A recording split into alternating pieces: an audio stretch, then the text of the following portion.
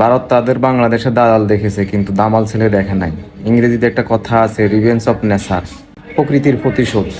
এক সপ্তাহ আগে ভারতের বিএসএফ এবং ভারতের উগ্রবাদী জনতা বাংলাদেশের দুইজন কৃষককে ধরে নিয়ে যায় এবং শারীরিকভাবে অনেক নির্যাতন করে। বাংলাদেশের ওই কৃষক তার পায়ে ধরে ক্ষমা চাচ্ছে, আমাকে ছেড়ে দাও, আমি চলে যাই। প্রথম ছবিটিতে দেখুন। আর প্রকৃতির কি প্রতিশোধ দেখেন। এক সপ্তাহ পরে ভারতের উগ্রবাদী বিএসএফ বাংলাদেশের সীমানায় ঢুকে বাংলাদেশি নাগরিকদেরকে ধরে নিয়ে যেতে চাইছিল। বাংলাদেশি নাগরিক, বাংলাদেশ বর্ডার গার্ড, বিজিবি সহায়তায় তাদেরকে ধরে ফেলা হয় এবং ভারতীয় বিজিবি সদস্য বাংলাদেশি বর্ডার গার্ড বিজিবির পা ধরে ক্ষমা চাচ্ছে, আমার ভুল হয়েছে, আমাকে ক্ষমা করে দাও, আমি চলে যাই। প্রকৃতির প্রতিশোধ আসলে সত্য। দুদিন আগে আর পরে প্রকৃতি তার প্রতিশোধ নেয়। নাহলে এক সপ্তাহ আগে বাংলাদেশি নাগরিককে বিনা অপরাধে ধরে নিয়ে গিয়েছিল, সে পা ধরে ক্ষমা চাচ্ছে।